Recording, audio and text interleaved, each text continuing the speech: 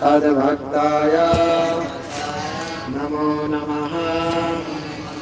हे कृष्ण करुणा सिंधु दीनबंधु जगद्पते गोपीशा गोपिका कांता राधा कांता नमोस्तुते तप्त कांचनम गौरांगे राधे वृंदावनेश्वरी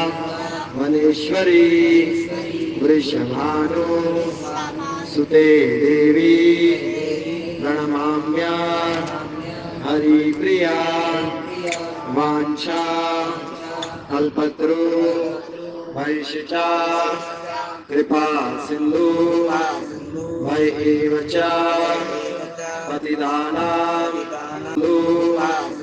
वैएव च पतितानां पावने भयो वैष्णवे भयो नमो नमः। जयो श्री कृष्ण चैतन्य प्रभु नित्यानंदा श्री अद्वैता गदाधर शिवासादि गौरा भक्तवृंदा। हरे कृष्णा कृष्ण कृष्ण हरे हरे हरे राम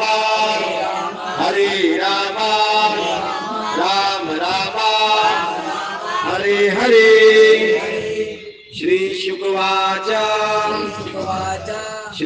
शुकवाच आश्रया मनः दिदत्ता व्रजत प्रातः समुत्थया वस्यया वस्स पाना प्रबोधनी श्रृंगार रवणे चारुणा विनिघर्ता चारुणा वस्सा पुरा सरह हरिह। हरे कृष्ण। आप सबों का बहुत बहुत स्वागत है इस श्रीमद् भागवत कथा में। आज दीपक ने मुझे बताया कि बुआ जी का बर्थडे है, जन्मदिन है। तो आप सबों को बहुत बहुत बधाई हो, आभार हो। हम भगवान श्री कृष्ण से प्रार्थना करेंगे स्वस्थ रहें, निरोग रहें और सदैव कृष्ण की सेवा में यूं ही लगी रहे। जैसे आप भगवान की सेवा में निरंतर लगी हैं, वैसे ही भगवान आपको स्वस्थ रखे और सेवा में लगाए रखे। और इस तिथि पर हम भगवान श्री कृष्ण की बाल लीलाओं की चर्चा करेंगे श्रीमद् भागवतम से, क्योंकि भगवान के जन्म और कर्म दोनों दिव्य हैं।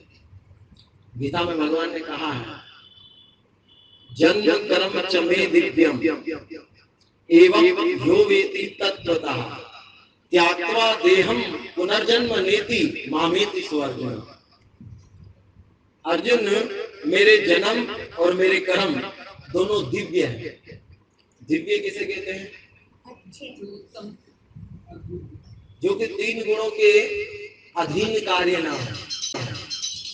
हम जो काम करते हैं ना, वो तीन गुणों के अधीन है और उसका हमें प्रतिफल मिलता है। अच्छे करेंगे तो स्वर्ग में, बुरे करेंगे तो नरक में। जो ये कार्य है ये तीन गुणों के अधीन होते हैं। संसारिक में जो व्यक्ति काम करता है वो तीन गुणों के अधीन है, लेकिन जो भगवान के जन्म और कर्म है दोनों दिव्य है। भगवान का जन्म भी आप देखिए दिव्य है। भागवत कहती है कृष्ण का जन्म कहाँ हुआ? जेल में हुआ ना, कंस के कारागृह में थे देवकी और वसुदेव। तो भागवत कहती है कैसे जन्म हुआ? सबसे पहले भगवान वसुदेव के हृदय में प्रकट हुए, दिल में आए, और फिर वसुदेव के हृदय से भगवान देवकी के हृदय में प्रवेश किए, दिल में गए।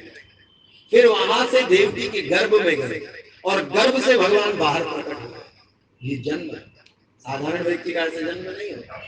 और जन्म लेने के पश्चात भगवान लेने के बाद भगवान चतुर्भुज रूप में थे, शंख चक्र गदा पद्म धारण किए हुए। तो ये कोई साधारण बालक का जन्म नहीं, भगवान के जन्म भी दिव्य है और कर्म भी दिव्य है। अब कर्म को कैसे प्रमाणित करोगे कि वो दिव्य है? उदाहरण के लिए उदाहरण दो।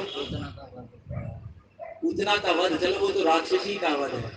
कर्म भी दिव्य है। वो कारण ये है कि हम चोरी करते हैं, चोर कहलाते हैं। कृष्ण चोरी करते हैं तो माखन चोर बनकर उनकी पूजा होती है नहीं?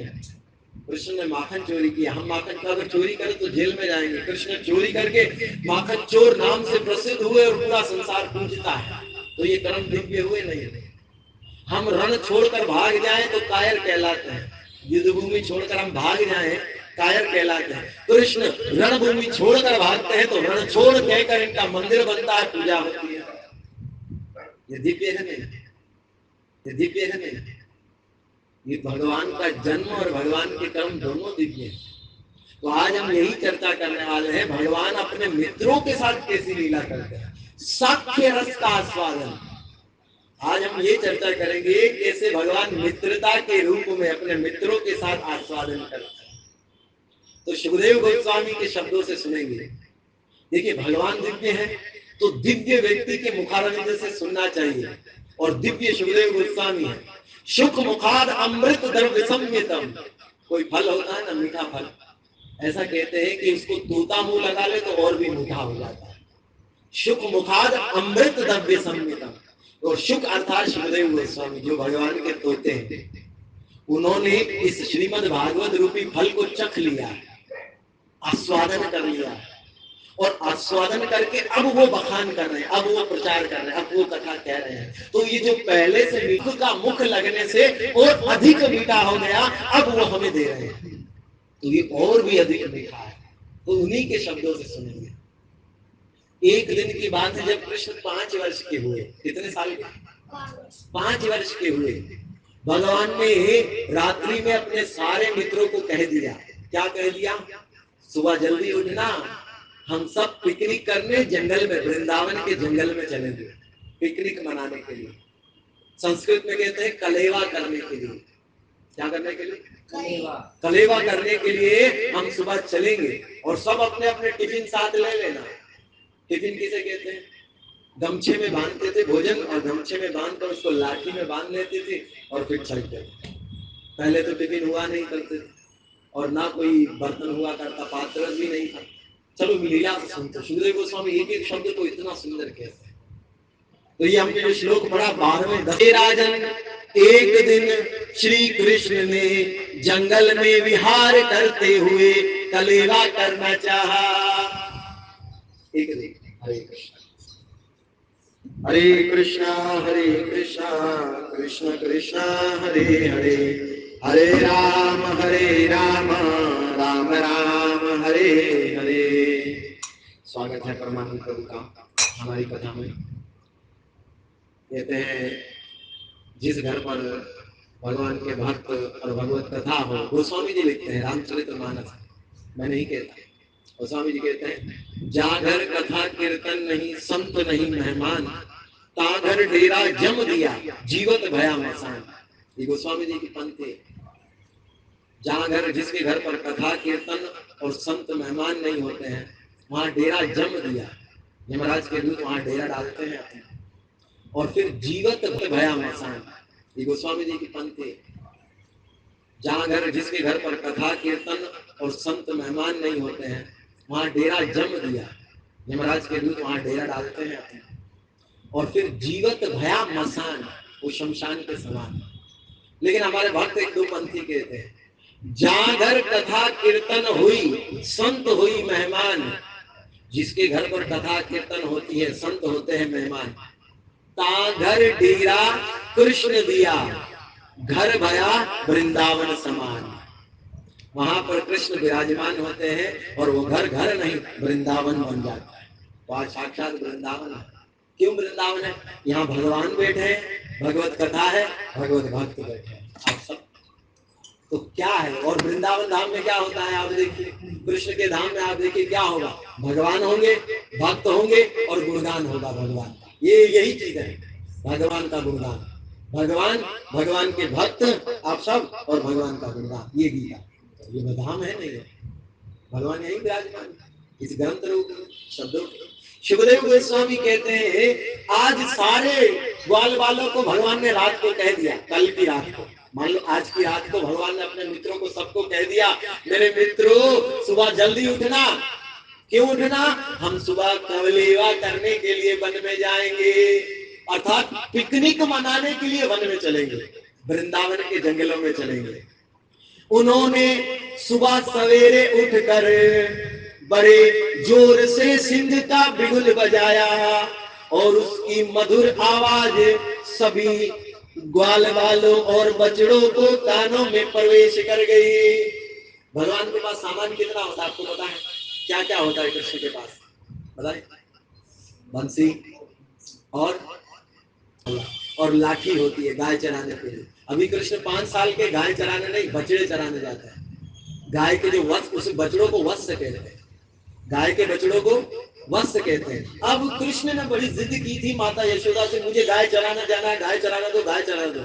माँ ने कहा गाय चराने नहीं दूंगी, अभी तुम बच्चे हो, गाय चराने नहीं दूंगी, बच्चे हो। हाँ ये करो, जिद कर रहे हो, वत्सों को चराने ले जाओ, बछड़ों को चराने ले जाओ। तो कृष्ण कई दिनों से बछड़े चराने लेकर जा रहे थे। एक दिन रात में दोस्तों को कह दिया सुबह जल्दी उठना, पिकनिक मनाने के लिए वन में चलेंगे। तो सुबह सुबह भगवान उठे, गाय के सिंग का बिगुल बजाया, गौ के सिंग, जो गौ होती थी उसके सिंग होते थे, उस सिंग का बाजा बना दिया। आज भी बच्चे देखते हैं ना, वो धागे का बना हुआ, धागे जिसके ऊपर लपेटते हैं, वो एक क्या कहते हैं उसको, राउंड वो होता है, और उसके ऊपर वो गुब्बारा बांध देते हैं, बच्चे गुब्बारा बांध देते हैं और फिर उसको बजाते हैं, ऊपर जोर से ध्वनि निकलती है। ऐसे भगवान सिंह का बना हुआ बिगुल अपने साथ में, सुखदेव गोस्वामी के सिंह का बिगुल भगवान सुबह सुबह बजा रहे हैं। और वो सिंह का बिगुल बजाने के बाद ध्वनि कहाँ गई? ग्वाल वालों के कानों में प्रवेश कर गई। केवल ग्वाल वालों के नहीं, गायों के बछड़ों के कानों में ध्वनि प्रवेश कर गई। कृष्ण का अद्भुत चमत्कार है, जो बात जिसको सुनाना चाहते उसी को सुनाएंगे, दूसरा नहीं सुनेगा। उदाहरण के लिए भगवान यहाँ बिगुल बजा रहे हैं, भगवान नहीं चाहते कि कोई दूसरा सुने, वो ध्वनि केवल ग्वाल वालों के कानों में और गाय के बछड़ों के कानों में गई, और किसी के कानों में नहीं गई।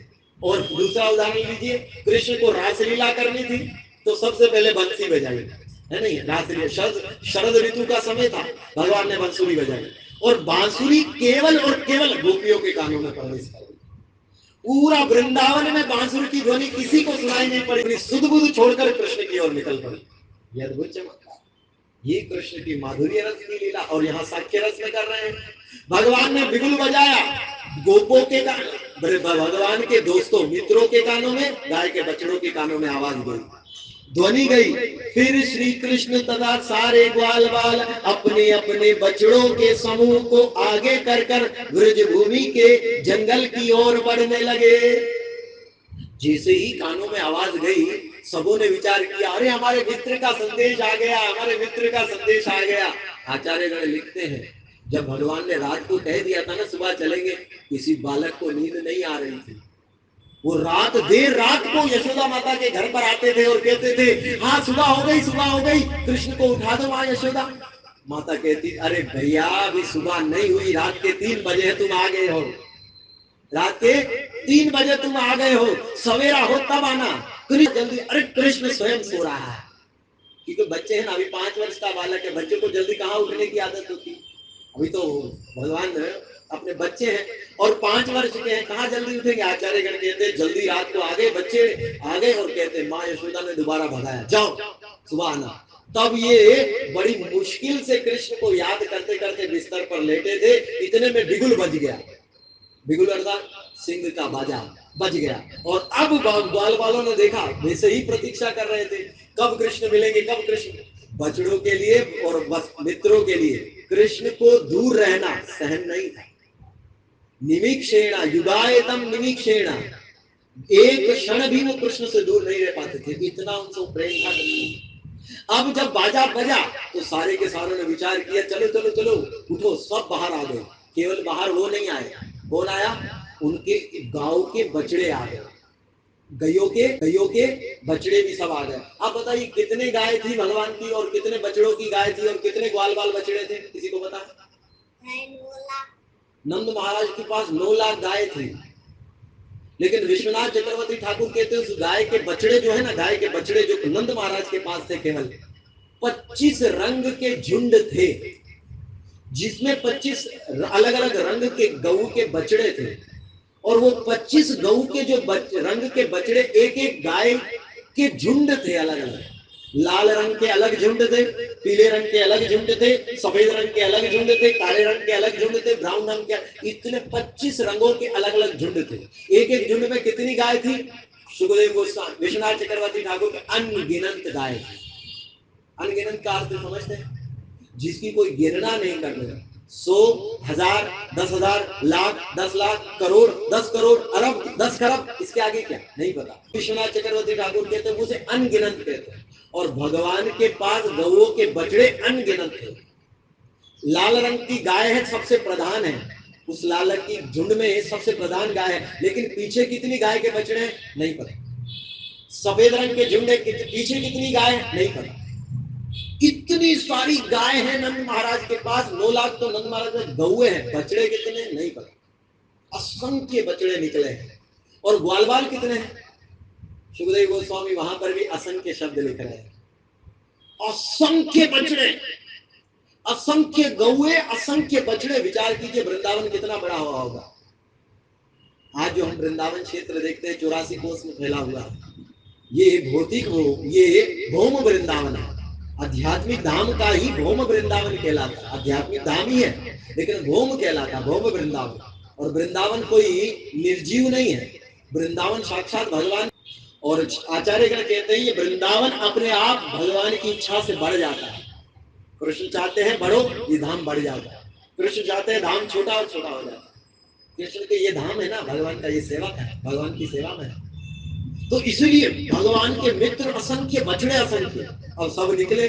तो दूसरे श्लोक में कहते हैं ग्वाल बाल और बछड़ आगे आगे चल रहे हैं और पीछे पीछे भगवान श्री कृष्ण चल रहे हैं। भगवान और भगवान के मित्र पीछे हैं और बछड़े सारे आगे हैं। सुखदेव गोस्वामी कहते हैं उस समय लाखों ग्वाल बाल ब्रज भूमि में अपने अपने घरों से बाहर निकले।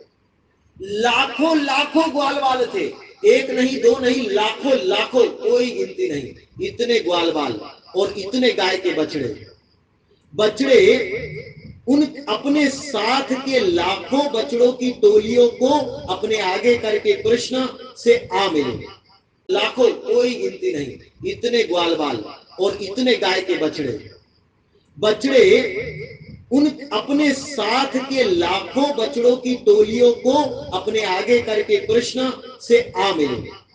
ग्वाल बालों ने अपने बछड़े लाए, भगवान कृष्ण अपने बछड़े ला रहे हैं, सबके बछड़े मिल गए। और मिलने के बाद कृष्ण और कृष्ण के मित्र पीछे रह गए, गाय के बछड़े और सब आगे चल गए। लेकिन काउंटिंग नहीं कर सकते, आप गिन नहीं सकते कितने बछड़े कितने मित्र हैं। मित्र भी असंख्य हैं भगवान के, और भगवान गाय के बछड़े भी असंख्य, सब चल रहे हैं। ये बालक अतीव सुंदर थे, बालक दिखने में बड़े सुंदर थे, जो भगवान के मित्र थे और भगवान से बहुत सुंदर थे। उनके पास कलेवे की पोटलियां, बिगुल और वंशी और गाय चराने की लाठी थी। 3 सामान थे सबके पास। क्या क्या थे? बिगुल, गाय का बना हुआ, गाय के सबके पास, जितने भी कृष्ण के मित्र हैं सबके पास बंसी और गाय चराने की लाठी। और टिफिन कैसा बना हुआ था? कलेवे की पोटली किसे कहते? टिफिन को कहते। गमछा था, गमछे में रोटी बंधी हुई थी, दही चावल भात अचार नींबू कचौड़ी मिर्चे सब थी, वो बंधी हुई थी गमछे में, और गमछे को बांध लिया लाठी पर। आपने देखा होगा गांव में ऐसे लोग करते हैं, गमछे में भोजन बांध लेते हैं और गमछे को बांधते हैं लाठी पर, और लाठी रख लेते कंधे पर। ऐसे मेरे गोविंद चल रहा है, और पैर में जूते नहीं है। जो पूरे ब्रह्मांड को बनाता है, और वो जब चलता है ब्रजभूमि में नंगे पैर चलता है। ये मेरे कृष्ण है, ये ठाकुर जी ब्रज भूमि में चल रहे हैं, जूते नहीं पहने हैं, सब के सब पैदल चल रहे हैं, किसी के पास जूते नहीं, गौओं के पास जूते नहीं। एक जगह आचार्य कहते हैं नंद महाराज ने कहा कृष्ण वृंदावन के जंगल में जाते हो गौओं में, तो वहां पर मिट्टी होती है, कंकर होते, पत्थर होंगे, लगेंगे, चप्पल पहन कर चलो। भगवान ने कहा 18 लाख जूते बनवाओ तब पहन के चलूंगा। 18 लाख की गऊ एक चप्पल के बिना चलती है, गऊ के लिए भी चप्पल जूते बनाओ। नंद महाराज ने कहा इतने जूते तो बने नहीं। भगवान ने कहा मैं भी ऐसे ही जाऊंगा। विष्णु प्रेम है। अब सब चले हैं वन की ओर, लेकिन देखिए अब सब आगे चलकर क्या करते हैं। सुखदेव गोस्वामी तीसरे श्लोक में कह रहे हैं, श्री कृष्ण ग्वाल बालों तथा उनके बछड़ों के समूह के साथ बाहर निकले तो असंख्य बछड़े एकत्रित हो गए। सब सारे लड़कों ने जंगल में अत्यंत प्रसन्न होकर खेलना प्रारंभ कर दिया। ये गाय चराना तो एक बहाना था, ये गाय चराना एक बहाना है। वास्तव में वो वन में घुसते ही खेलना शुरू कर देते हैं। जंगल में घुसते ही ग्वाल बाल खेलना शुरू कर देते हैं। उनका खेल देखिए। सुखदेव गोस्वामी मैं पढ़ रहा था, मुझे बहुत अच्छा लगा। क्या खेल खेलते हैं सुखदेव गोस्वामी, खेल खेलते हैं। सुखदेव गोस्वामी कहते हैं जंगल में घुसते ही खेल करने। क्या खेलते हैं भैया? तो कहते हैं चौथे श्लोक में, वो सब सजे हुए थे और फिर उनकी माताओं ने पहले से श्रृंगार किया हुआ था। हर एक बछड़े ग्वाल बाल की माँ पहले से अपने बछड़े को, अपने बेटे को तैयार करके भेजती थी। कैसे कैसे आभूषण पहनाती थी? हीरो के, जवाहरातों के, कांच का जो पत्थर होता है उसके, सोने के और मणियों से। सारे ग्वाल बाल हीरे जवाहरात सोना मणियों से बने हुए आभूषण पहने हुए थे। लेकिन फिर भी जंगल में घुसते ही क्या करते थे? फलहा, कोई बालक फल को तोड़कर अपने आप को सजाता है। फल को तोड़ते हैं, जैसे मान लीजिए नींबू हो या कोई छोटा फल हो, उसे कान में लगा लेते हैं और फिर कहते कृष्ण बताओ हम कैसे दिख रहे हैं, कृष्ण बताओ हम कैसे दिख रहे हैं। सबके केंद्र बिंदु कृष्ण थे, सबके केंद्र बिंदु कृष्ण थे। केंद्र बिंदु समझते हैं? सब जो करते थे कृष्ण को हंसाने के लिए, कृष्ण को प्रसन्न करने के लिए। आगे देखिए वर्णन आएगा। सुखदेव गोस्वामी कहते हैं बालक हरेक वस्तु कृष्ण से जोड़कर काम करते थे। और यही भक्ति का तो अंग है ना। हम गीता पढ़ रहे थे, हम गीता में क्या सुनते हैं?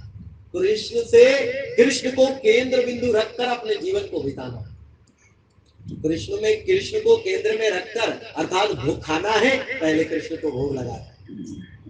कोई का वस्त्र लाए हो, पहले कृष्ण को दिखाकर। कोई भी वस्तु घर पर आई है, पहले कृष्ण को भोग लगाकर। यहाँ तक कि धन भी हम कमा कर लाए हैं, पहले कृष्ण के पास रखकर, फिर उस कृष्ण से पूछकर उसका उपयोग करना। कृष्ण को केंद्र में रखकर। ये मित्र हमें सिखा रहे हैं। किसी ने फूल उठाया, यहाँ फल का कहा, फिर कहते प्रबल हरी पत्तियां उठाई। किसी ने फल उठाकर रखा, किसी ने हरी पत्तियां उठाई और किसी ने कान में लगा ली हरी पत्ती, और किसी ने कान में लगा ली हरी पत्ती, और किसी ने हरी पत्ती कबालों में लगा ली, किसी ने हरी पत्ती गले में लगा ली। और फिर प्रश्न करता है कृष्ण देखो कैसा लग रहा हूं। मधुमंगल तुम इतने सुंदर लग रहे हो, अरे श्रीदामा तुम इतने सुंदर लग रहे हो, स्तोक तुम कितने सुंदर। ये सारे ग्वाल बालों के नाम है। द्वादश गोपाल है भगवान के। 12 मित्र जो प्रेमक है, वैसे तो बहुत सारे मित्र, लेकिन प्रमुख 12 मित्र होते हैं। तो ये नाम है स्तोक, सुदम, सुदाम, सुदामा, सुबल, ये सारे नाम है। तो अब कहते हैं अरे सुदामा, श्रीदामा तुम इतने सुंदर दिख रहे हो, स्तोक कितने सुंदर। और फिर कृष्ण कहते हैं देखो देखो ये पत्ती उठाकर मैं तोड़ूंगा। कृष्ण ने वहां पर हरी पत्तियां तोड़ ली और तोड़कर अपने बालों में लगा। अब बताओ मैं कितना सुंदर लग रहा हूं। तब सारे ग्वाल बाल कहते अरे कृष्ण तू तो सुंदर ही नहीं लगता। अरे पूरे ब्रह्मांड का नाथ है, सारी सुंदरताओं को बनाने वाला है, उसी के मित्र कहते तू तो सुंदर नहीं लगता, काला रंग है ना। पूरे ब्रह्मांड का नाथ जो सबको चिंता में डाल देता है अपनी माया से, अपने मित्रों के सामने स्वयं चिंतित हो जाता है, मैं सुंदर नहीं दिख रहा हूं। क्या लीला है भगवान। आगे चले, उन्होंने फलों से सजा लिया, पत्तों से सजा लिया और फिर कहते हैं तिस्वरहा, गुच्छे, फूलों के गुच्छे बने हुए थे। फूलों के गुच्छे, जैसे आज आर्टिफिशियल वो मिलता है ना, आप जाइए किसी को गिफ्ट के तौर पर वो फूल का बना गुलदस्ता देते हैं, क्या कहते हैं इसको? बकेट देते हैं। और फिर कहते हैं जो भी है उसको कहते हैं देते हैं। वही भगवान और ग्वाल वालों ने बहुत सारे फूल तोड़ लिए और तोड़कर एक गुच्छा बना दिया, और गुच्छा बनाकर फिर हाथ में रखते हैं। ऐसे हाथ में रख रहे हैं। एक ग्वाल बाल कहते कृष्ण देखो फूलों की सुगंध कितनी अच्छी है। कृष्ण कहते सुंगा सुंगा, झूठा सूंघ रहा है। फूल जब भी लाते हैं पहले कृष्ण को अर्पण होने चाहिए।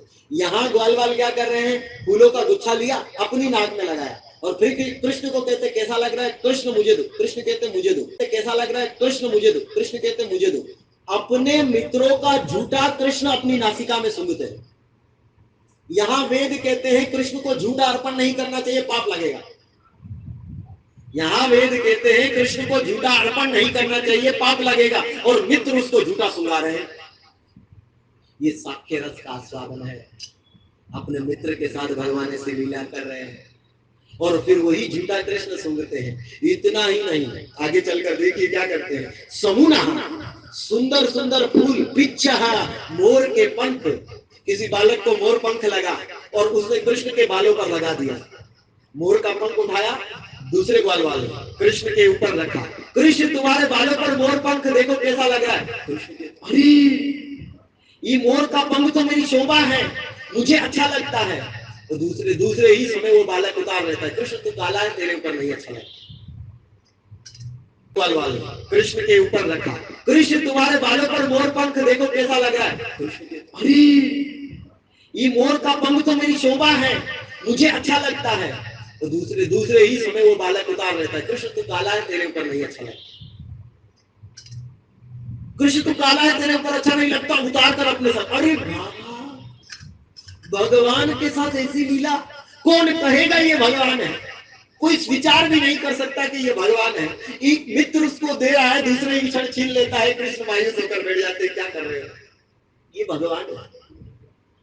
दूसरे धर्म वाले यदि इस बात को सुनेंगे तो आश्चर्यचकित हो जाएंगे। वो कहते हैं कृष्ण ऐश्वर्य में है, भगवान हमारे भगवान ऐश्वर्य में है, मालिक है, माता है, पिता है, दाता है, भर्तु है। कहो तुम्हारे भगवान के कोई कान खींच ले, वो नहीं मानेंगे, डर जाएंगे, गुस्सा हो जाएंगे, चिल्लाएंगे। लेकिन यहाँ कृष्ण वृंदावन में कृष्ण के मित्र कान पकड़ लेते हैं। तुम्हारे हो, बैठ जाओ साइड में। कृष्ण बैठ जाते हैं। अभी तत्व। लेकिन यहाँ हमारे भगवान ऐसा करते हैं वृंदावन। अभी आप दूसरे को कहो, वो नहीं मानेंगे, गुस्सा हो जाएंगे। हमारे भगवान ऐसे थोड़ी ना होते हैं, वो तो सबके मालिक है, सबके माता है, पिता है, दाता है, भरता है। ये वो हमारे प्रभु भी सब कुछ है। लेकिन जब वो अपने भक्तों के साथ प्रेम की लीला करते हैं तो वो पूर्ण रूप से वैसे ही लीला करते हैं। ताकि क्यों करते हैं ऐसी लीला की? प्रेम बना नहीं, ताकि उनको भी वो आस्वादन मिले मित्रता का, और मुझको भी आस्वादन, वो आनंद मिले। जो आनंद अपने मित्रों को मिले वही आनंद मुझे भी मिले। नहीं तो देखो, मित्रता के भाव में क्या होता है, बराबरी की भावना होती है नहीं होती?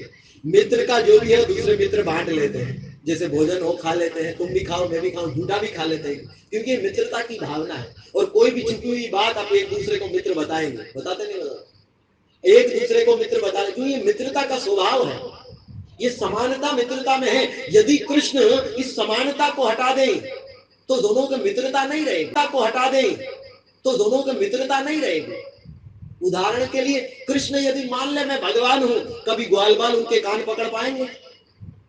कृष्ण मान ले मैं भगवान हूं, कोई ग्वाल बाल उनको कुश्ती में हरा पाएगा? कृष्ण मान ले मैं भगवान हूं, कोई उन पर गुस्सा कर पाएगा? नहीं कर पाएगा। न इस परिणाम क्या होगा? ना उनको आनंद मिलेगा मित्रता का, न कृष्ण मित्रता का आनंद ले पाएगा। परिणाम ये हो जाएगा। लेकिन कृष्ण चाहते हैं मैं मित्र का आनंद लूं, इसलिए हारना पड़ेगा। कृष्ण चाहते हैं मैं मित्रता का स्वाद लूं, तो कृष्ण को कान पकड़वाने पड़ेंगे, अपने मित्रों को कंधे पर बिठाना पड़ेगा हारने के पश्चात। ये सब करना, क्योंकि मित्रता का स्वाद समता पर है, बराबरी पर है, इसलिए करना पड़ेगा। ये कहते हैं यहाँ सुखदेव गोस्वामी कहते हैं ये सब कर रहे हैं। इतना ही नहीं, वो आगे चलकर कहते हैं द्रुमितः रंग बरंगी पत्थर, चमकते हुए पत्थर मिलते, बरंगी पत्थर, चमकते हुए पत्थर मिलते थे उनको वृंदावन के जंगलों में। चमकते हुए कांच के पत्थर मिलते थे और वो उठाकर कोई अपने गले में पहन लेता और कहता कृष्ण देखो कैसा लग रहा है। कृष्ण कहते बड़ा सुंदर लग रहा है एक बार। और इतना ही नहीं, उनकी माताओं ने पहले सजाया था।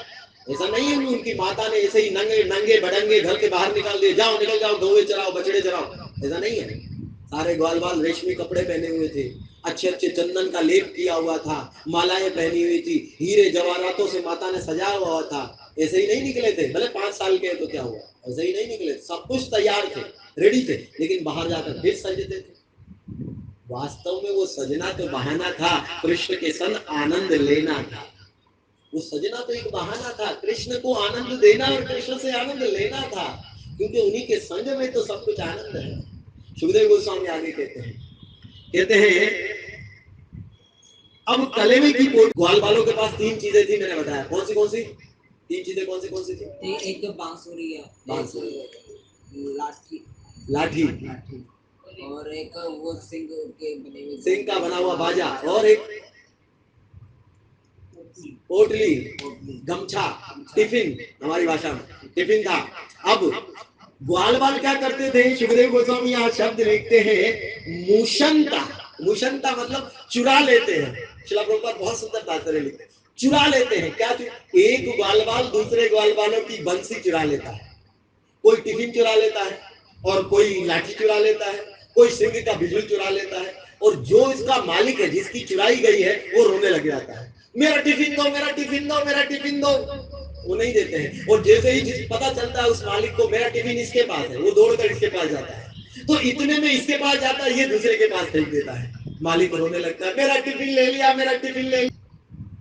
एक दिन तो कृष्ण की बांसुरी चुरा ली, और कृष्ण की बांसुरी जब चोरी हो गई, कृष्ण मांग रहे, देखो श्रीराम मेरी बंसी दे दो। श्रीराम कहते मेरे पास नहीं, स्तोक के पास है। कृष्ण गए स्तोक के पास, स्तोक मेरी बंसी दो, मेरे पास नहीं, श्रीदामा के पास। श्रीदामा के पास गए, श्रीदामा मेरी बंसी दे दो। द्वादश गोपालों के पास घूमे, नहीं मिला। कृष्ण रोकर कहते मेरी बंसी दे दो, मेरी बंसी दे दो, माँ यशोदा को जाकर कहूंगा कि तुम लोग वन में मुझे बड़ा सताते हो। बाबा, ये अनंत कोटि ब्रह्मांडों का नाथ, जिसकी बहुएं टेढ़ी करने से ब्रह्मांड नष्ट हो जाता है, अपने मित्रों के सामने रो रहा है। अरे बाबा, भगवान कपिल कहते हैं अपनी माँ को, मद भयाती वाती वातोयम सूर्य तपति मद भयात, इंद्र दही की वर्षा मद भयात। मेरे भय से चंद्रमा डर कर चंदन चांदनी देता है, वनस्पतियों का पोषण करता है। मेरे डर से सूर्य तपसता है और पूरे संसार को रोशनी देता है। मेरे भय से इंद्र वर्षा करता है। यदि मैं अपनी भौएं टेढ़ी करूं, प्रकृति पूरी दुनिया करता है। यदि मैं अपनी भौएं टेढ़ी करूं, प्रकृति पूरी दुनिया को ले कर दे, पूरे ब्रह्मांड को खत्म कर दे। और वो भगवान यहाँ पर वृंदावन में बांसुरी के लिए रोता है, मेरी बंसी दो, मेरी बंसी दो, माँ यशोदा से जाकर इसको तुम्हारी शिकायत करूंगा, मुझे वन में तुम बड़ा सताते हो। ये देखकर आप कह नहीं सकते हो ये बालक भगवान है, नहीं कह सकते कि ये कृष्ण भगवान है। इतना गहराई से मित्रता का आस्वादन कर रहे हैं कि यदि कोई अनजान व्यक्ति देख ले कि ये कोई भगवान है, कोई कहो, कोई नहीं मानेगा ये कृष्ण भगवान है। मुच्यंती, सुखदेव गोस्वामी लिखते हैं, मुच्यंती, चुरा लिया। क्या चुरा लिया? अन्यस्त्र, एक दूसरे का सामान। शिक्या अदन, कलेवे की पोटली चुरा लेते हैं, कभी कभी, कभी बंसी चुराते हैं, कभी लाठी चुरा लेते हैं, कभी बिगुल चुरा। कृष्ण बड़े सावधान रहते थे। कृष्ण हर मित्र सावधान रहता था। अपनी बांसुरी को कहाँ छुपाते थे? पहले थे कोई चुरा ना ले, और चुरा लेते तो बड़े रुलाते थे। सुखदेव गोस्वामी लिखते हैं, एक दूसरे के पास फेंकते, जब रोने लगता था वो मालिक, रोने लगता था, तब रो करके, जब मैं आज जाकर शिकायत करूंगा तुम सबकी घर पर, तो मेरी आज बांसुरी चुरा ली, मेरी आज ये, रोने लगता। उस समय ददरशी, सुखदेव गोस्वामी ददरशी दे देते, हंसने लग जाता, अरे अरे भैया हम तो मजाक कर रहे थे, तुम तो रो गए, सच में हम तो मजाक कर रहे थे, ये तो सब एक कलेवा हंसी थी, हम तो मजाक कर रहे थे, ये तुम्हारा सामान हम थोड़ी ना लेने वाले थे, ये लो ये लो ये लो। हंसते थे, दे देते, दृश्य दे देते। क्या लीला कर रहे हैं भगवान। सुखदेव गोस्वामी अगले श्लोक में बड़ी सुंदर बात है, ये अंतिम श्लोक हम पढ़ेंगे। सुखदेव गोस्वामी कहते हैं, एक समय की बात है, कृष्ण वन की शोभा देखने के लिए चले गए। यहाँ सुखदेव गोस्वामी, यदि दूरम गतः, बछड़ों कभी भी कृष्ण की जुदाई सहन नहीं कर सकते थे। कृष्ण दूर चले जाए बर्दाश्त नहीं कर सकते, ना गौए के बछड़े बर्दाश्त करते थे कि कृष्ण दूर चले जाए, ना ही ग्वालों के मित्र, वो भगवान के मित्र बर्दाश्त नहीं करते थे कृष्ण दूर चला। एक दिन सुखदेव गोस्वामी कहते हैं, यदि गताम, सुखदेव गोस्वामी लिखते, यदि गताम दूरे स्थाने वनम शोभा दृश्या। एक दिन कृष्ण जंगल की शोभा देखने के लिए अपने मित्रों को छोड़कर थोड़ी दूर चले गए। कहाँ गए? थोड़ी दूर, अर्थात वृंदावन के जंगल में सब हैं, और वृंदावन के जंगल में कृष्ण देखना चाहते थे। जंगल में इतना सुंदर जंगल है, इतनी सुंदर शोभा है जंगल की। कृष्ण थोड़ा झुंड में चले गए, और कितना समय हुआ कृष्ण को गए हुए? अधिक से अधिक 15 या 20 मिनट भी नहीं हुए होंगे। लेकिन यहाँ ग्वाल बाल सारे चिंतित हो गए। कृष्ण कहा इतना सुंदर जंगल है, इतनी सुंदर शोभा है जंगल की। कृष्ण थोड़ा झुंड में चले गए और कितना समय हुआ कृष्ण को गए हुए, अधिक से अधिक 15 या 20 मिनट भी नहीं होंगे, लेकिन यहाँ ग्वाल बाल सारे चिंतित हो गए। कृष्ण कहाँ, कृष्ण कहाँ, कृष्ण कहाँ, कृष्ण कहाँ, कृष्ण कहाँ। अभी रट लगा दी सबने, कृष्ण कृष्ण कृष्ण कृष्ण कृष्ण कृष्ण, दिखाई नहीं दे रहे, कृष्ण कृष्ण कृष्ण चिल्ला रहे हैं। शिवदेव गोस्वामी लिखते हैं ईक्षणम, ईक्षणम, ईक्षणम अर्थात दिख गए, दिख गए। किसी एक बालक को दिखा, ईक्षणम, वो रहे वो रहे वो रहे। दूर से आवाज लगे, वो रहे वो रहे। कौन कौन वो है? कृष्ण कृष्ण कृष्ण। आवाज लगाई तो तब क्या कहते हैं, तमहा कृष्ण को अहम पूर्वहम, अहम पूर्वहम इति स्पर्शः। मैं पहले कृष्ण को छूंगा, मैं पहले कृष्ण को छूंगा, मैं पहले कृष्ण को छूंगा। ये कौन कह रहे हैं? ये कृष्ण को पहले मैं छूंगा, मैं छूंगा, मैं अरे भी 10-15 मिनट भी नहीं हुए कृष्ण को गए हुए, कृष्ण को वन में गए हुए 10-15 मिनट भी नहीं हुए। इतने में सारे के सारे ग्वाल बाल कहते हैं ईक्षणम तवादिशम तवादिशम तवादिशम, मैं पहले छूंगा, मैं पहले छूंगा, मैं पहले छूंगा। सारे ग्वाल बाल दौड़ने लगे और दौड़ दौड़ कर कृष्ण को छूने का आनंद लेने लगे। अरे उस सच्चिदानंद ब्रह्म को आज ग्वाल बाल छूकर आनंदित हो रहे। मैंने छुआ, मैंने छुआ, मैंने छुआ, मैं जीता, मैं विजेता, मैं विजेता, मैं कृष्ण को मैंने छुआ दिया। केंद्र में कृष्ण है। इतना आनंद तभी मिल सकता है किसी व्यक्ति को जब वो कृष्ण को अर्थात कृष्ण भक्ति को अपने जीवन के केंद्र में रखे और कृष्ण भावना भावी सारे कार्य करे। निश्चित रूप से जो मीटर हमारा दुखों में घूम रहा है वो आनंद में बदल जाएगा। ये फॉर्मूला है, सूत्र है। हमारा जीवन, जो भक्त नहीं है उनका जीवन इस समय दुख, फॉर्मूला है, सूत्र है। हमारा जीवन, जो भक्त नहीं है उनका जीवन इस समय दुख में ही ग्रस्त है। क्या कारण है? उनका मीटर कृष्ण के बिना घूम रहा है। उनके जीवन का जो मीटर है वो कृष्ण के बिना घूम रहा है और का परिणाम क्या होता है? दुख मिलता है। कृष्ण को बीच में, कृष्ण भक्ति को न लाकर जीवन में दुख में संसार का चयन कर लिया है। अब उनको दुख मिलता है, उनको पता ही नहीं क्यों मिलता है। कारण ये है कृष्ण नहीं। जब कृष्ण को केंद्र में ले आओ और फिर जीवन यापन करो, निश्चित रूप से वही मीटर आनंद में बदलकर आपके जीवन को घुमा देगा और फिर प्रतिक्षण आनंद अंबुधि वर्धनम प्रतिक्षणम, हरेक पद पर आनंद की अनुभूति होगी। सुखदेव गोस्वामी के शब्द सुख मिखाद अमृत द्रव्य सम्मितम। अरे सुख अर्थात तो जब स्पर्श करता है इस ग्रंथ को और मिठास करके शब्द दे रहे। देखिए सुखदेव गोस्वामी इन शब्दों को और मीठा कर रहे हैं। कृष्ण वन में गए और वन में जाकर क्या कर रहे हैं? भगवान श्री कृष्ण को बारंबार छूकर अपने जीवन का आनंद लेते। हमारा जीवन तभी आनंदित है जब हम कृष्ण की भक्ति करें। नहीं भक्ति करेंगे तो क्या एब्सेंट हो जाता है? क्या एब्सेंट हो जाता है? आनंद एब्सेंट हो जाता है जीवन से। कृष्ण नहीं है तो आनंद एब्सेंट है। और बहुत सारे लोगों को पता ही नहीं है कि हमारे जीवन में दुख क्यों है। आपके जीवन में दुख का कारण एक ही है कि कृष्ण नहीं है। यहाँ कृष्ण आ जाए वहां दुख नहीं आए। और इस श्लोक में इस श्लोक आखिरी क्या कहते हैं? सार भृताम, सारे बालक विभिन्न कार्य में व्यस्त थे। हर एक बालक अलग अलग काम कर रहा था। देखिए क्या काम कर रहे थे बालक? कुछ अपनी बांसुरियां बजा रहे थे, कुछ सिंह का बिगुल बजा रहे थे, कुछ भंवरों की गुंजार की नकल कर रहे थे।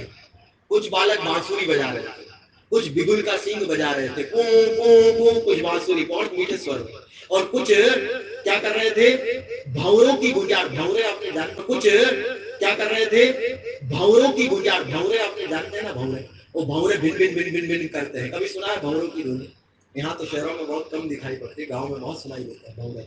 वो भंवरे भिन भिन भिन भिन भिन भिन भिन भिन करते हैं कान के पास आकर ना, तो यही भिन भिन भिन भिन भिन की ध्वनि है ना, बच्चे निकाल लेते। कृष्ण के पास जाते, कृष्ण के कान में कहते, कृष्ण वो देखो भंवरा जा रहा है। वो भंवरा दूर होता, लेकिन ये कृष्ण के कान में कहते भिन भिन भिन भिन भिन भिन भिन भिन भिन। कृष्ण कहते अरे दूर जाओ, ये कैसी ध्वनि कर रहे हो? कृष्ण चिढ़ जाते, फिर बालक चले जाते और हंसते हुए दूर जाते। ऐसी ध्वनि नकल कर रहे हैं। और क्या करते थे? तो अन्य बालक कोयल की कूहू कूहू कर कर आवाज लगाते। कुछ लड़के कोयल की नकल करते। कोयल गाती है, कैसे बोलती है कोयल? कूहू कूहू कूहू कूहू, कोयल की ध्वनि निकालते। और यहाँ सारे नकल कृष्ण भी उतारते। ऐसा नहीं कि सारे ग्वाल वाली, कृष्ण भी कोयल जैसे बैठी है पेड़ पर, तो बोले कुहू कुहू कुहू। आपको पता है वो कोयल उड़कर चली गई। आचार्यगण लिखते हैं कि वहां पर जब कृष्ण ने कोयल की आवाज निकाली कुहू कुहू, आचार्य कहते हैं वो कोयल की आवाज इतनी मीठी थी कि वो कोयल शर्मा कर भाग गई कि कृष्ण मुझसे ज्यादा मीठे बोल रहे हैं, मैं नहीं बैठूंगी। बाबा क्या टीका करते हैं आचार्यगण, कहते हैं कृष्ण मुझसे ज्यादा मीठे बोल रहे हैं, इसलिए मैं पेड़ पर बैठकर आवाज नहीं दूंगी, ध्वनि नहीं करूंगी, क्योंकि इतना मीठा बोलने वाला शब्द आ गया। वैसे कोयल की आवाज बड़ी मीठी मानी जाती है संसार में, है नहीं? कोयल बड़ा मीठा होता है। वैसे कृष्ण जब बोलते हैं तो कोयल से 10 गुना, कई गुना अधिक मीठा बोलते हैं। और जैसे ही कोयल ने सुना उड़कर चली गई। नहीं कृष्ण इतना मीठा बोलता है, मैं बराबरी नहीं कर सकती, चली गई उड़कर। आचार्यगण कहते हैं, सुखदेव गोस्वामी कहते हैं, कुछ बालक उड़ती चिड़ियाओं की भूमि पर पड़ने वाली परछाइयों के पीछे दौड़कर उनकी नकल उतारते हैं। कुछ बालक क्या करते हैं, चिड़िया उड़ रही है, आपने देखा होगा धूप में जब चिड़िया या पक्षी उड़ते हैं उनकी छाया नीचे गिरती है। अब ग्वाल वालों ने देखा जंगल में, वृंदावन के वन में चिड़ियों की परछाई नीचे गिर रही है, कौवों की, पक्षियों की परछाई नीचे आ रही है। तो कुछ ग्वाल वालों ने गमछा लिया और गमछे कंधे पर रख लिया और गमछे को हाथ पर ढक दिया। अब हाथ को आप गमछा रखेंगे तो हाथ पक्षियों की तरह, पर की तरह दिखते हैं, तो ग्वाल वाल ऐसे करने लगे, गमछों की तरह गमछों को यूं करके उड़ा रहे हैं और पक्षियों की नकल करते हुए जा रहे हैं और ध्वनि देते हैं कृष्ण कृष्ण कृष्ण कृष्ण कृष्ण कहकर चिल्लाते हैं। केंद्र में कृष्ण है, हर एक वस्तु में कृष्ण है, हर एक भाव में कृष्ण है, हर एक शब्द में कृष्ण है। ये कृष्ण भक्ति का चमत्कार है।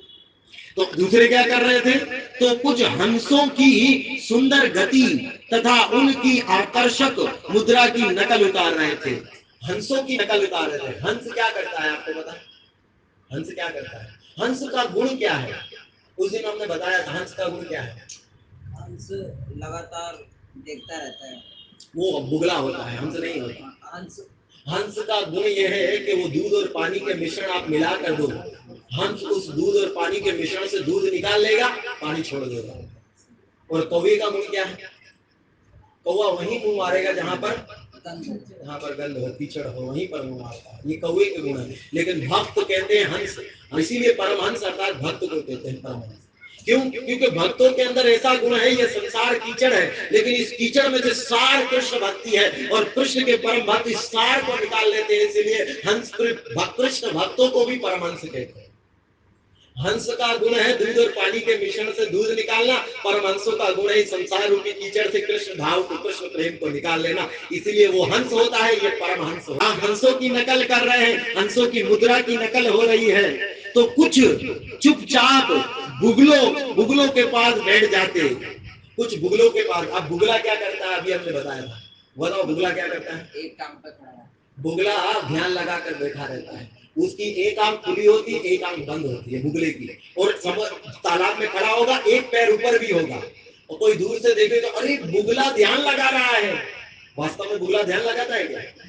क्या करता है बुगला? बुगले की जो झांकी होती है वो मछली के शिकार, अपने शिकार पर होती है। ये से बहुत सारे साधु हैं जो नकली वेश धारण करके बैठे हैं, बुगले की तरह ध्यान लगाते हैं। कुछ लोग आकर्षक हो जाते हैं, शिकार बन जाते हैं बुगले का। हम समझते हैं बड़ा साधु है, बड़ा तपस्वी है, बड़ा तेजस्वी है, बड़ा ये है, बड़ा वो है। ये पता नहीं हमारा शिकार हो रहा है मछली की तरह। बुगला क्या करता है? ध्यान लगा कर बैठा है, जैसे ही मछली आती है बुगला का ध्यान सब गया तमाम, तुरंत मछली पर आक्रमण करके उसे मुंह में डाल दिया, शिकार बन गए। तो बालक ने देखा भगवान के मित्र बगड़े की तरह खड़े हो गए और बूढ़े खड़े होकर देखने लगे। वो भी पांव ऊपर कर लिया, नेत्र बंद कर लिए, आंखें एक खुली है बुगले की तरह, बच्चे को भी एक आंख खुली है और बैठे हैं। जैसे ही बुगला मछली की ओर मारता है, बालक भी समुद्र में जो जल है उस जल को चमाट मारता है, थप्पड़ मारता है, और वो जल उछल कर जाता है और वो हंसने लग जाता है। देखो कितना सुंदर, ये सब लीला चल रही है। और फिर एक लीला कहते हैं, कुछ हंसों की नकल सुंदर गति उनकी आकर्षक मुद्रा की नकल उतार रहे थे, कुछ चुपचाप बुगलों की नकल उतार रहे थे, और कुछ बालक मोर हंसों की नकल सुंदर गति उनकी आकर्षक मुद्रा की नकल उतार रहे थे, कुछ चुपचाप बुगलों की नकल उतार रहे थे, और कुछ बालक मोर के नाचने की नकल उतार रहे थे। कुछ लोग मोर की नकल उतार रहे थे। मोर के पंख होते हैं ना, मोर के पंख गिरे हुए थे, वो पंखों को अपने कपड़े के बीच में डाल दिया, पीछे डाल दिया और डालकर मोर की तरह नकल उतार रहे, नाच रहे। कृष्ण भी मोर कुटीर में, वृंदावन में मोर कुटीर में, वहां पर भक्त लोग कहते हैं यहाँ पर कृष्ण मोर बन के नाचे थे। राधा रानी के संग में मोर बनकर कृष्ण नाचे थे। आज भी वहां पर वो छवि दिखाई देती है, चित्र बने हुए हैं, कृष्ण मोर का रूप धारण करके कृष्ण नाच रहे हैं।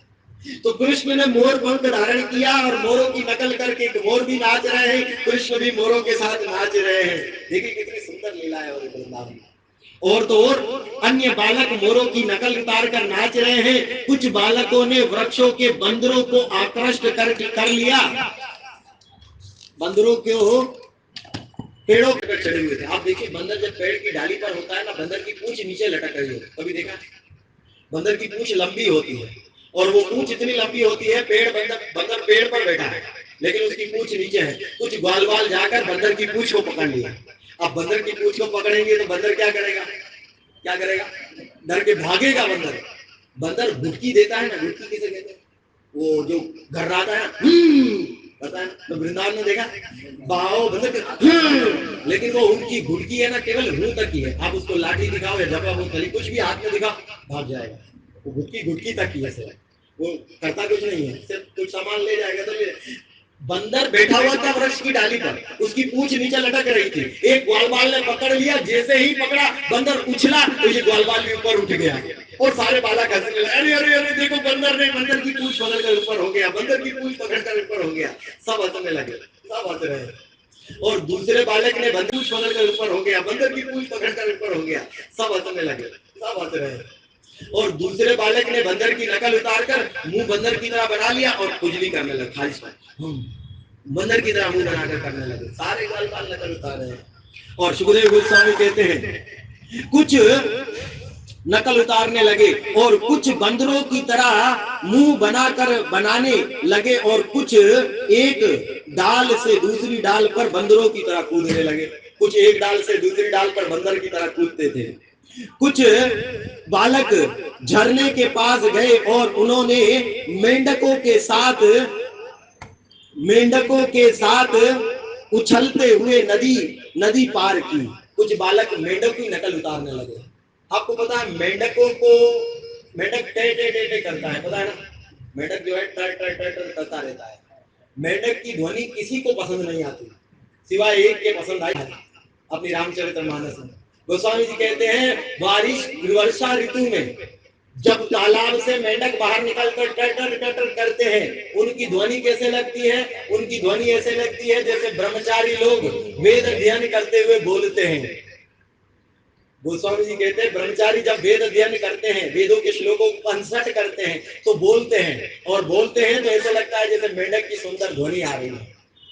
ये सब गोस्वामी जी ने ही कहा है और किसी को मेंढक की ध्वनि पसंद नहीं आई। इसीलिए गोस्वामी जी ने ब्रह्मचारियों का गुरु मेंढक को बना दिया। ऐसे रामचरितमानस में लिखा है, मेंढक को ब्रह्मचारियों का गुरु बना दिया। लेकिन दूसरे आचार्य कहते हैं मेंढक की टटर टटर क्या है आपको पता है? सर्प को निमंत्रण देती है। सांप को पता नहीं होता मेंढक कहाँ है, लेकिन मेंढक अपनी जबान खोलकर, अपनी टटर टटर खोलकर सांप को निमंत्रण देता है, आओ मैं यहाँ पर हूँ मुझे खा। सांप को निमंत्रण देता है, आओ मैं यहाँ पर हूँ मुझे खा जाओ। और ऐसे ही होता है, मेंढक की ध्वनि सुनकर सांप चलता है, कानों से सुन लेता है मेंढक की ध्वनि हो, और सुनते सुनते सुनते सुनते सुनते सुनते मेंढक तक पहुंचता है, गप से खा जाता है। यदि मेंढक ना बोले तो सांप मेंढक को ढूंढ नहीं पाएगा, सर्प मेंढक को नहीं ढूंढ पाएगा। आचार्य कहते हैं उसकी बोलना ही उसकी मृत्यु को निमंत्रण है, आओ मुझे खाओ, आओ मुझे खाओ। तो यहाँ बालक लोग मेंढक की ध्वनि, कुछ लोग कृष्ण भी अपने पांवों को, अपने हाथों को जमीन पर रखकर अपने पूरे शरीर को कूदाते थे, उछलते थे। कृष्ण भी उछलते थे। आप कहोगे नहीं ये परब्रह्म है, ये भगवान है। कृष्ण ऐसे उछल रहे हैं, पैरों को यहाँ रखा, हाथ पर, पृथ्वी पर हाथ को यहाँ रखा, उछल रहे हैं, पूरे शरीर को उछल, जैसे मेंढक उछल रहे हैं, वैसे कृष्ण भी उछल रहे हैं।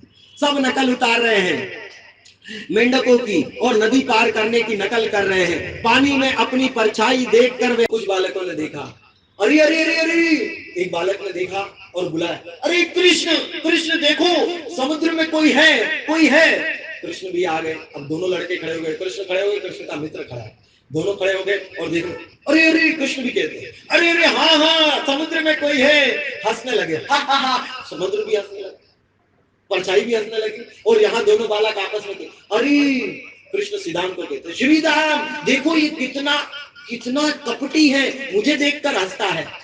श्रीराम भी कहता है नहीं कृष्ण ये मुझे देखकर हंस रहा है, देखो दोनों हंस रहे, कितने कपटी हैं, पता नहीं कौन जल में घुस गया और हमारी तरह ही दिख रहे हैं, हमारी तरह दिखकर हम पर ही हंस रहे हैं, देखो ये कितने मूर्ख हैं। ये परब्रह्म है, ये परब्रह्म है, अनंत कोटि ब्रह्मांड का नाथ है, ये जल में अपनी ही परछाइयों को देखकर कह रहा है कि मेरी नकल को उतार रहा है, और इतने में कहता है तुम्हें पता है मैं कौन हूं, जल से भी और यही नकल को उतार रहा है, और इतने में कहता है तुम्हें पता है मैं कौन हूं, जल से भी और यही शब्द निकलते हैं, जल में देख रहा है, जल में भी यही दिखता है, जल में भी बोल रहे हैं तो वो भी बोलता है क्योंकि परछाई है, ये बोलते हैं तो वो भी बोले हुए दिखाई दे रही। और थोड़ी देर आगे चलते हैं तो गुफा में चले जाते हैं। अब आप जानते हैं गुफा में आप आवाज दो, ध्वनि लगाओ तो रिपीट आपके पास आएगी। जब आप कोई ध्वनि देते हो, आवाज देते हो तो दोबारा आवाज आपके पास आती है। कभी सुना है ऐसा? किसी ऐसी बंद जगह पर आप जाओ तो यहाँ पर कोई ध्वनि जाओगे दोबारा आए। इसी गुफा में चले गए, सारे के सारे मित्र चले गए, तो एक ग्वालवाल ने चिल्लाया जोर से कृष्ण, दोबारा ध्वनि आई कृष्ण, और वो जो गुफा थी उस गुफा में चमकीले पत्थर लगे हुए, क्या लगे हुए थे? चमकते हुए पत्थर लगे हुए थे जिसमें से आप अपना चेहरा भी देख सकते हो। तो सारे कृष्ण अंदर गए, कृष्ण गए, कृष्ण के मित्र भी अंदर चले गए। अंदर गए जैसे ही तो देखा पत्थर में कृष्ण को अपने आप दिख रहा है, कृष्ण दिख रहे हैं, कृष्ण का प्रतिबिंब, कृष्ण की छाया दिख रही है पत्थर में, और ग्वालवाल दिख रहे हैं, ग्वालवाल की छाया दिख रही है। इतने में कृष्ण कहते हैं श्री राम को, मधुमंगल को, मधुमंगल देखो ये पत्थर में कौन इतना सुंदर है, अपने आप को कृष्ण कहते कितना सुंदर लड़का खड़ा है, देखो इस पत्थर में। मधुमंगल कहता है अरे कृष्ण ये तो तेरी तरह लग रहा है। कृष्ण कहते हैं, कृष्ण उससे पूछते कौन है तू, वहां से दोबारा आवाज आती है कौन है तू, क्योंकि गुफा में है ना, वो बोल रहे हैं, दोबारा आपकी बात कौन है तू। कृष्ण कहते मैं नंद महाराज का बेटा हूं, ध्वनि आई मैं नंद महाराज का बेटा हूं। कृष्ण बोले अरे श्रीराम ये देखो मेरी नकल उतारा है, उस दोबारा ध्वनि है श्रीराम ये देखो मेरी नकल आ रहा, तुम जानते नहीं मैं कौन हूं, वहां से फिर आवाज तुम जानते नहीं मैं कौन हूं, मैं नंद महाराज का बेटा हूं, मैं नंद महाराज। यहां से अब कृष्ण घबरा गए, अरे ये तो मुझे भूत लग रहा है, फिर आवाज ये तो मैं नहीं मैं कौन हूं, मैं नंद महाराज का बेटा हूं, मैं नंद महाराज। यहां से अब कृष्ण घबरा गए, अरे ये तो मुझे भूत लग रहा है, फिर आवाज ये तो मुझे भूत लग रहा है। सारे बालक डर गए, कृष्ण कृष्ण चलो यहाँ से चलो, ये गुफा में जा जाने कौन है कितने हैं, मैं मार दूंगा सबको। फिर आवाज मैं मार दूंगा सबको, सब डर रहे हैं। अरे परब्रह्म डर रहा है, परब्रह्म अनंत कोटि ब्रह्मांड का नाथ डर रहा है, गुफा में छुपा है, अपनी ही परछाई देखकर कहता है इतना सुंदर है। जब रिपीट में आवाज आती है बाबा चलो यहाँ से चलो, नहीं तो ना जाने कौन है गुफा में, हमें मार देंगे। ये कृष्ण का साक्ष्य रस का स्वाद है। अरे हम विचार नहीं कर सकते, भगवान अपने मित्रों को आनंद देने के लिए कितनी लीला में गहनता से प्रवेश करते हैं, कोई विचार नहीं कर सकता साधारण जीव के भगवान भी अपनी ही परछाई देखकर पूछेंगे तुम कौन हो। कोई सोच नहीं सकता, भगवान ही अपनी ही प्रतिध्वनि से डर जाएंगे, हमें पता नहीं कौन हमें उठा ले जाए, भागो यहां से भागो, निकलो, सब निकल गए। ये परब्रह्म है और हम उसके भक्त हैं। जो खुद भयभीत होता है हम उसके भय से, अपने भय को दूर करने के लिए हम उसकी शरण में जाते हैं। यही भगवान राम बनकर जब आते हैं तो राम यही कृष्ण कहते हैं। वाल्मीकि रामायण में लिखा है, वाल्मीकि रामायण में रामचंद्र जी स्वयं कहते हैं अतया अस्मि तौ चा या आचिते, सुंदर श्लोक है इसमें, कहते हैं अभया तस्मी तव तवा आचिते, तुम एक बार आकर मेरी शरण में ये कह दो कि मैं तुम्हारा हुआ, मैं तुम्हें सारे भयों से बचा लूंगा। ये रामचंद्र जी वाल्मीकि रामायण में राम जी कहते हैं, विभीषण को कहते हैं विभीषण तुम मेरी शरण में आए हो, जाओ जगत में ऐलान कर दो, एक बार प्रपयंचे, एक बार सर्वत्या मेरी शरण में आ जा, शरणाम तवा भया अयाचित, मेरी शरण में आ जा, शरणाम तवा भया अयाचित, मैं उसके सारे भय को दूर कर देता हूं। राम जी कहते हैं मैं सारे भय को दूर करता हूँ। कृष्ण अपने मित्रों के साथ गुफा में जाकर भयभीत हो जाते हैं। क्या लीला है, वहां भयभीत हो, भय से हमको बचाते हैं, यहाँ खुद भयभीत हो जाते हैं। वहां अंतर है, वहां भगवान वीर रस को आस्वादन कर रहे हैं विभीषण के साथ, यहाँ भगवान सख्य रस का आस्वादन कर रहे हैं अपने मित्रों के साथ। बहुत सुंदर लीला है। और यहाँ पर यदि नहीं डरेंगे भगवान तो मित्रता में आनंद कैसे आएगा। यहाँ भगवान अपने मित्रों के साथ हारेंगे नहीं कुश्ती में तो आनंद कैसे आएगा। सुखदेव गोस्वामी इस श्लोक में बड़ा सुंदर बात कहते हैं। ये श्लोक मेरे पीछे पढ़िएगा, 2 मिनट की बात फिर विराम देते हैं।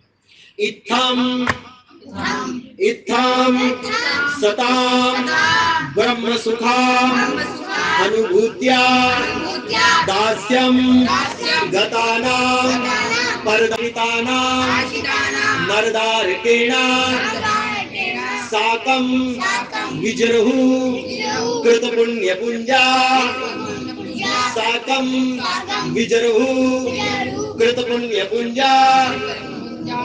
ये श्लोक सुखदेव गोस्वामी लिखते हैं और उनकी आंखों से झरने बहते हैं आंसू की तरह। क्यों बहते हैं?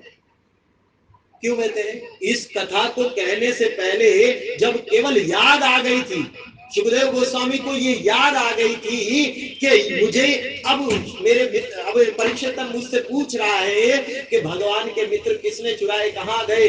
इस कथा को याद करके सुखदेव गोस्वामी भाव में लीन होकर बाह्य चेतना खोकर बेहोश हो गए थे। 3 दिन की कथा बची थी परीक्षित महाराज के पास, 3 दिन बचे थे। 4 दिन तो कथा सुन ली, 3 दिन बचे थे और इतने में बेहोश हो गए। केवल याद करने से ये कथा कि भगवान अपने मित्रों के साथ ऐसी लीला करते हैं, केवल स्मरण आया कि मित्रों के साथ ऐसी लीला कर रहे, मूर्छित हो गए सुखदेव गोस्वामी। बड़ी मुश्किल से कीर्तन किया, सारे भक्तों ने मिलकर, नारद, असित, देवल, व्यास, 4 कुमार सब मिलकर कीर्तन करते, जोर जोर से कीर्तन किया। परीक्षित महाराज रोने लगे, गुरुदेव मेरे पास 3 दिन बचे हैं, आप मूर्छित हो गए, कथा कौन सुनाएगा। और तब कीर्तन बड़ा भाव विभोर हुआ। सुखदेव गोस्वामी की आंखें खुली, मेरा परीक्षित शिष्य है ना, उस शिष्य के पास मुझे बचाना है, 3 दिन रह गए, कथा सुनानी है, जाग गए। और तब ये कथा कहते हुए सुखदेव गोस्वामी की आंखों से आंसू झरसते हैं और फिर कहते हैं नरदार केणा छाकम विजरभु कृत पुण्य पुंजा। मैं नहीं जानता, ध्यान से सुनिए, मैं नहीं जानता कि इन ग्वाल वालों के क्या पुण्य है, कितने पुण्य है जो कि उस अनंत कोटि ब्रह्मांड के नाथ परब्रह्म को अपना मित्र मानकर उनके साथ खेलते हैं, उनका जूता खाते हैं, उनको कुश्ती में का मैं नहीं जानता। और फिर वो विचार करते हैं पूतना राक्षसी थी, भगवान ने उसे मार दिया और मारकर अपने धाम में अपनी मां बना लिया। याद है? तो इसी स्कंद में पहले अध्याय में, दूसरे तीसरे अध्याय में सुखदेव गोस्वामी लिखते हैं पूतना को मारकर मां बना लिया, अपने धाम में अपनी धात्री बना लिया, मां बना लिया। राक्षसी उस मारने के लिए आई कृष्ण को, उसको मारकर अपनी मां बना लिया धाम में। अब राक्षसी जो मारने के लिए आई उसको मां बना लिया। यहाँ पर तो मित्रता के भाव में अपने ही मित्र बनकर कृष्ण के प्रेम में आस्वादन कर रहे हैं। इनको भगवान क्या गति देंगे हम नहीं सोच सकते। राक्षसी को ऐसी गति मिली कि धाम में मां बन गई है, तो भक्तों को क्या मिलेगा? इन वात्सल्य रस के भक्तों को क्या मिलेगा?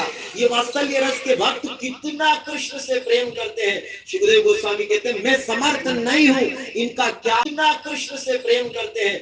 सुखदेव गोस्वामी कहते हैं मैं समर्थ नहीं हूं इनका क्या पुण्य है कि कृष्ण के साथ इतना निकट होकर लीला कर रहे हैं। इतना निकट होकर कृष्ण को कभी झूठा, अब कृष्ण की उनकी थाली से उठाकर अचार खाते हैं, चावल खाते हैं, दही खाते हैं। कृष्ण इनकी थाली से झूठा उठाकर खाते हैं। कृष्ण इनके छूने पर हार जाते हैं, रो जाते हैं, डर जाते हैं, भाग जाते हैं। सब कृष्ण किसके साथ कुश्ती करते हैं। ये वात्सल्य रस का आस्वादन है। क्या इनके पुण्य होंगे हम नहीं बता सकते, लेकिन जो इस वात्सल्य रस के भाव की कथा को सुनता है, सुखदेव गोस्वामी कहेंगे आगे चलकर, जो इस वात्सल्य रस के सखों की भक्तों की कथा सुनता है, निश्चित रूप से उनके हृदय में कृष्ण भक्ति, कृष्ण प्रेम जागृत होगा। क्योंकि ये वात्सल्य रस की कथा शुभ मुखाद अमृत दव्य संवितम, सुखदेव गोस्वामी परमहंस भक्त के मुखारविंद से बही है। तो निश्चित रूप से जिसने इनका पान किया वो भी अमृत है। तो निश्चित रूप से जिसने इनका पान किया वो भी अमृत है, अर्थात कृष्ण भक्त बन जाएगा। तो आप सबों का बड़ा बड़ा धन्यवाद, आभार, इतनी देर आपने मुझे श्रवण किया। ग्रंथराज श्रीमद् भागवतम की, सुखदेव गोस्वामी पाद की, श्री कृष्ण भगवान की, ग्वाल बाल मित्रों और गौओं की, ग्रंथराज श्रीमद् भागवतम की, सुखदेव गोस्वामी परीक्षित महाराज की, अनंत कोटि वैष्णव वृंद की, निताय